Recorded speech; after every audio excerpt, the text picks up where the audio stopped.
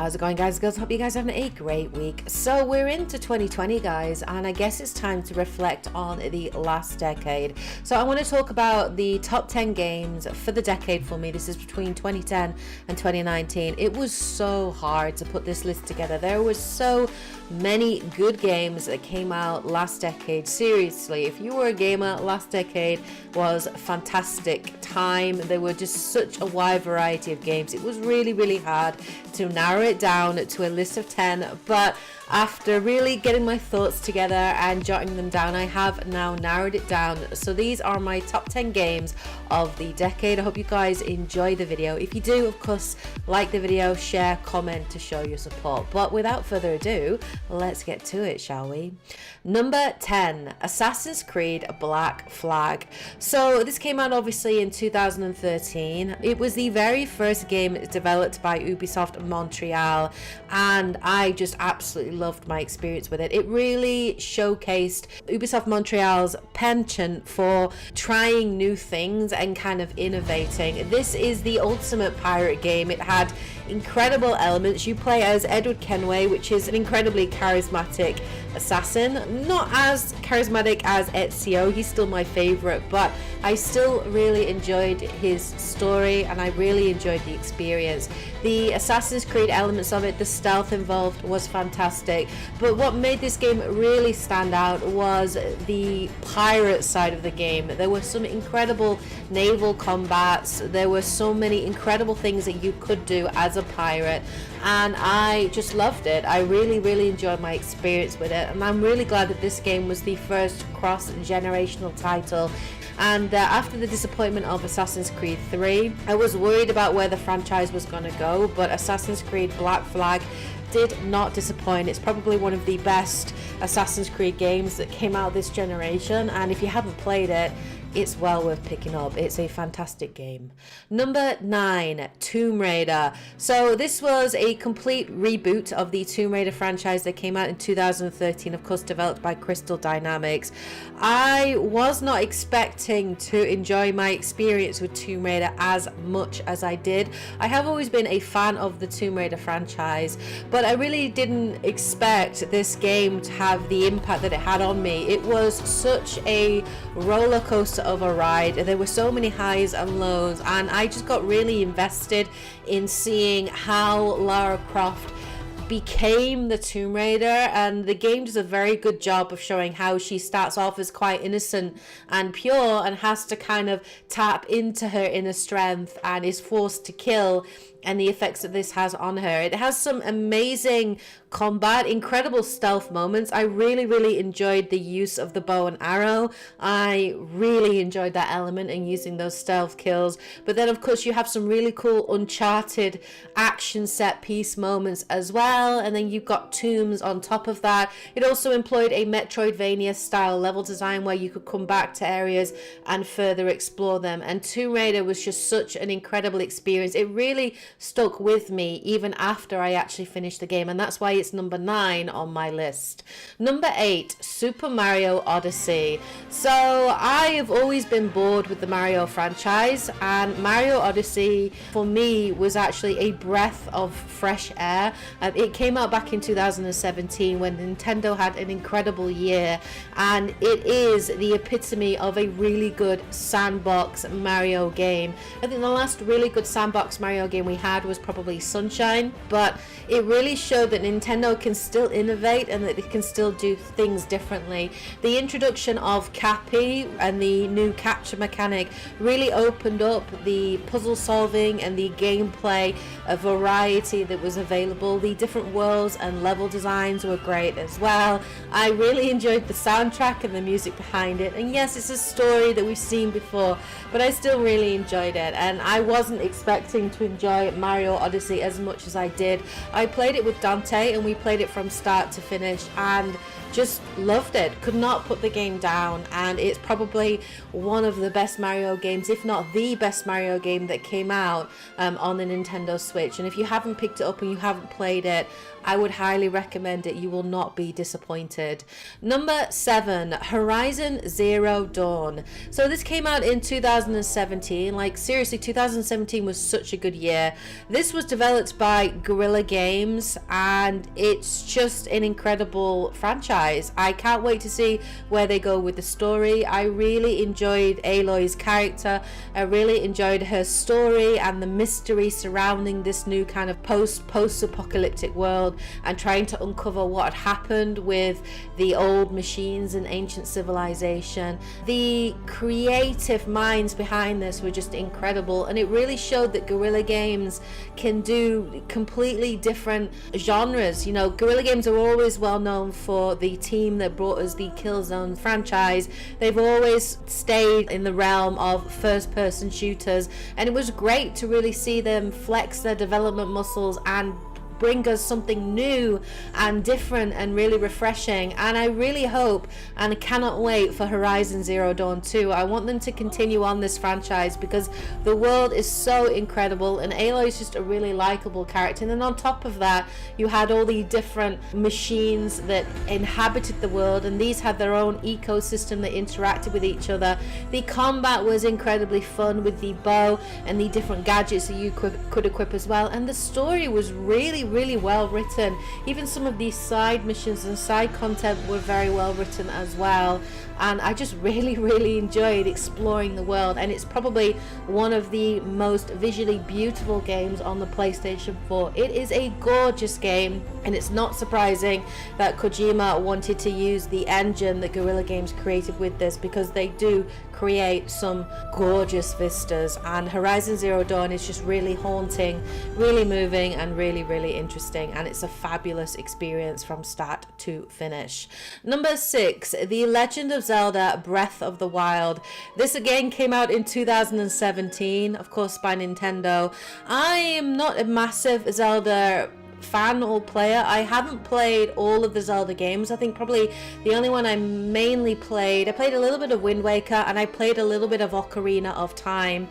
And I know that there is a very strong fan base for Zelda, but Breath of the Wild took the Zelda franchise in a completely new direction, in an open world direction that nobody saw coming. The recreation of Hyrule, the world building involved, and the open world was so vast and so beautiful and so full of content and things to do that the best part of the game was exploration, was exploring the world and finding shrines and marking things on your map to explore, and being able to go anywhere, and to have Link be so able to climb rocks, to glide off of mountains, to slide on his shield. The combat as well was really good, and it's just a really interesting world, and I'm really happy to see that they've decided to actually stay in that world, and instead for the first time we're going to get a proper sequel, which is Breath of the Wild 2, which is going to be coming out in a couple of years probably.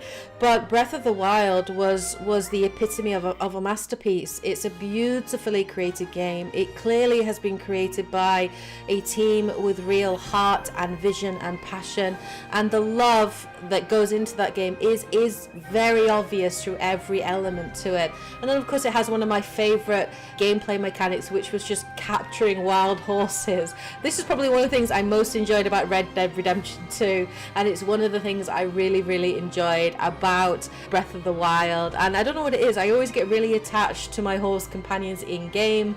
I did the same with The Witcher 3 with Roach, and I just really got attached to my horse and to the world, and it's just beautiful. It's a gorgeous looking game, and if you haven't picked it up, definitely check it out. Number 5, Batman Arkham City. So this came out back in 2011, quite early on in the decade. I chose Arkham City over Arkham Knight or Arkham Asylum because I actually think it's the best of the trilogy. Of course, this trilogy was developed by Rocksteady Studios, and Arkham City for me was the pinnacle of what that studio can do. Arkham City was the first time when they took the Batman franchise in a more kind of open world kind of area. The ability to glide around Arkham City, how that was brought to life, how each area was controlled by different villains, these all having minions and them all talking and interacting in the world. It has an incredible storyline that you follow through, some really amazing boss fights and moments that just make you feel like Batman and you just feel badass. Then on top of that, they just refined the gadgets, the combat, the puzzle solving. Everything was just refined to the pinnacle of that game. And Arkham City is still my favorite of the Arkham games, and that is why it's on my list and why it's number 5. It's a game I could happily go back and play again and again and again, and it's a game I don't think you ever really get bored of. You know, you always uncover new things, solving new Riddler trophies and that kind of thing. So yeah, Arkham City is a fabulous game, and if you haven't played it, where have you been? Go and check it out and jump in and be Batman. Why would you not want to be that? So number 4, God of War. So this came out in 2018, of course, by Santa Monica Studio.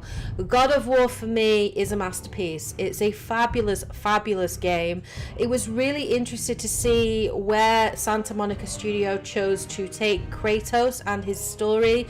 I have always been a fan of the God of War franchise, but God of War, it really had an impact to me that I wasn't expecting. I wasn't expecting it to have as emotional an impact as it did do. Kratos has always been somebody that we're used to having, you know, very visceral, violent combat, some epic boss fights and set pieces, but we've never really connected to him on an emotional level, and God of War gave us something completely new and completely different. We got to see Kratos as a father, we got to see him interact with his son Atreus, we got to see that dynamic between them and how he's kind of older and maybe a little bit wiser and trying to come to terms with his past and control his inner rage. And on top of a fabulously written story and amazing character development and great set pieces, it was really interesting that the development team chose to go down and explore Norse mythology, which hasn't been done that much in games. So it was really interesting to see them go down that route, and I can't wait to explore more. I can't wait for Kratos to meet other gods like Thor and Odin, and just really, really enjoyed it. And then on top of that, it had probably some of the best combat in a game, bar none, this generation. I mean, the use of hand-to-hand combat, the use of your axe, which you can throw and call back to you, then obviously using, you know, the weapons that we know from the original God of War. It just was great. The combat was so visceral and it was so free as well. You could choose to combo in a number of different ways. You could choose to take on enemies however you wanted. And then, you know, Atreus, where we initially thought he might be a burden, actually ended up being really, really useful in those combat scenarios and in those puzzle solving scenarios as well. So the development team did a very good job of making him important and making us care about him, and that works really, really well with the story as well. But God of War absolutely deserved to get Game of the Year in 2018, and I would be remiss if I did not put it in my top 10 games of the decade. Number 3, The Last of Us. So this came out in 2013, developed by Naughty Dog. Naughty Dog for me are a studio that just know how to tell good stories. The Uncharted series is a good example of that, but The Last of Us really told a very human story of Joel and Ellie. It has probably one of the most impactful beginning missions in a game ever. It just gut punched me. I wasn't expecting a particular event to happen. I won't tell you what because I don't want to spoil you, but from that point I knew I had to strap myself in for what is an incredible ride. Now I've played probably about 80% through the game. I will be honest, I haven't finished it, and I am going to finish it before The Last of Us Part 2 comes out. But even the amount I have played, I know that this game is one of those games that come out in a generation that really set the bar and that are the pinnacle of storytelling, and that is what The Last of Us is. I came to care so much about Joel and Ellie. The stealth sections, the horror-esque sections with the clickers were just horrifying and just so tense and so uncomfortable. It's so good. The direction in this game is just second to none, and it's a fabulous, fabulous game. The Last of Us for me is one of the best games that Naughty Dog have ever created. That's why it's number 3 on my list, and oh my god, I cannot wait to play The Last of Us Part 2, which is set to come out this year. It's going to be really emotional and I'm really looking forward to it. Number 2, Mass Effect 2. So this just squeezes into my top 10 list because it came out in 2010. This, of course, is developed by BioWare. Now, BioWare have been a developer. They were always my favorite developer until recently. And the Mass Effect franchise, for me, is always been very close to my heart because it's the first franchise that really made me a passionate gamer. It's one of the reasons why I became a YouTuber, particularly with the ending of Mass Effect 3 being so controversial. And it's also made me see games as an art form, as a vehicle for incredible storytelling. Was I going to choose Mass Effect 3 or Mass Effect 2? Mass Effect 3 for me is a good game, but unfortunately it is hindered by the really controversial and quite terrible ending, in my opinion. And Mass Effect 2 for me, out of that trilogy, out of that franchise, Mass Effect 2 is still the pinnacle of what BioWare can do when they are given the freedom and allowed to produce and develop a game to their strengths. And Mass Effect 2 is the epitome of BioWare at its best. For me, the best thing about Mass Effect 2 was, yes, the story. The opening mission, it just comes out of left field. Something happens in the opening, you're just like, oh my god, what is going on? But then Mass Effect 2 really shows how you can really create and flesh out incredible, memorable characters. That's what makes Mass Effect so special, is the storytelling, the narration, the characters that you get to know and to develop, the introduction of loyalty missions, which really make you invested in their background and their story. We then get to see Shepard's story progress through. We get to see how she, because it was a she in my game, how she interacts from our old crew from Mass Effect 2, and then it takes the story forward in terms of the Collectors and the Reapers. Then on top of that, we had improved, better combat mechanics. One of the weaknesses of Mass Effect 1 was always the gameplay and the combat for me. The storytelling was always great, but the combat wasn't quite what it should have been, and Mass Effect 2 was really when BioWare started to get to grips with the combat mechanics in it. But what makes Mass Effect 2 so special are the characters, and you really do grow to love and hate these characters. And then it has one of the best set piece end missions in any game I've ever played. The suicide mission was the epitome of BioWare, where your choices earlier in the game and the decisions that you have made really do have an impact on the ending of that story, on the ending of that game. Those choices have an impact on who lives and who dies, and that suicide mission for me was just incredible. It was an incredible way to finish the game. It's what I hoped Mass Effect 3's ending would have been, but wasn't. And Mass Effect 2 for me is just the pinnacle of what BioWare can do when they are at their finest, and that's why it's number 2 on my list, because it's just so close to home. And even just talking about it is making me want to go back and play the trilogy again. And you know what? If they bring out a remastered collection of the Mass Effect trilogy, I will absolutely play it from start to finish, and I may even live stream it for you guys, because that's how much I love that franchise. And finally, number 1, The Witcher 3. You all know that this is going to be my game of the decade, guys. I'm sure this is not a surprise for you at all.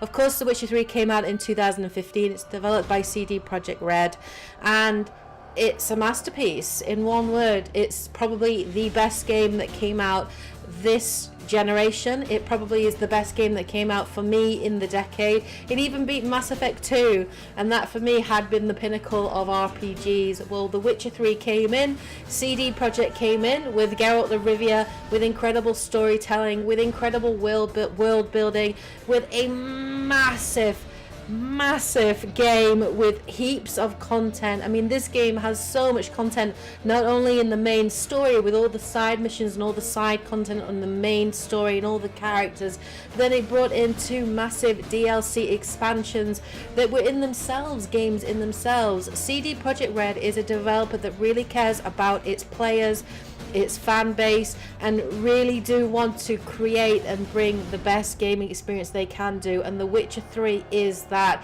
It is a love song from CD Projekt Red to its players. That's what it is. It's incredible. What's really interesting about The Witcher 3 as well is it is the pinnacle of what RPGs should be. The side content was incredible. Even the side missions and side casts had character, had backstories, but then Geralt of Rivia and the way in which they concluded his story was so satisfying in the way that they brought it together, and all the decisions that you made and these having an impact upon the world and how people reacted to you. But then seeing Geralt trying to find Ciri and eventually being reunited with her, and then seeing him tackle the Wild Hunt and interact with all these characters from the previous game, I really loved it. And what I really loved about the storytelling is it didn't dumb things down. It really treated its players with respect. It gave you scenarios that were tough, that were hard, and you had to make decisions that were steeped in grey. They were not black and white, good or evil, paragon or renegade. The decisions that you made sometimes had unforeseen consequences that we didn't expect and that were kind of hard to deal with. And I like it where writers and storytellers don't shy away from more challenging topics like racism, persecution, political intrigue. I find that really interesting, and I like it when writers don't try and, tell the moral of the story or dumb things down. Give us a great story, give us great characters in an incredible world, and that is what The Witcher 3 is. And then on top of that, you have great gameplay, fabulous gameplay mechanics, fabulous RPG elements to crafting weapons and armor and upgrading your skills and choosing how to progress your Geralt of Rivia. And I just loved it. I loved it from start to finish. And you know what? I'm so excited to see Cyberpunk 2077. I'm so excited to see what CD Projekt Red are going to bring with Cyberpunk 2077, and I would not be surprised if Cyberpunk 2077 ends up being my game of the decade from 2020 to 2030. I would not be surprised, and I'm really looking forward to it. But there you go, guys. There is my top 10 games of the decade. I really enjoyed talking about these games with you guys. I hope you guys enjoyed the video yourselves. Let me know in the comment section below what your thoughts are on my picks. Are there any that you totally agree with, or are there any that you would put in your top 10 that I haven't included? Let me know what your top 10 games of the decade are, what your game of the decade is as well, and why. Please share your comments below. Of course, if you want to support the channel, you can do that by subscribing. You can also become a member by hitting that join button and joining the N7 family. Or if you don't want to go through YouTube and you'd rather support the channel in other ways, you can do so by jumping across to Patreon, becoming a Patreon member, or even jumping onto PayPal if you just want to donate something to the channel so that I can continue to produce content without worrying about YouTube's terrible algorithms and all that. But anyway, you can support the channel. It is massively appreciated. As you know, guys, I do always appreciate the support you can give, and you guys are awesome. But anyway, I hope you guys have a great week. Take care, and as always, happy gaming. Bye, guys.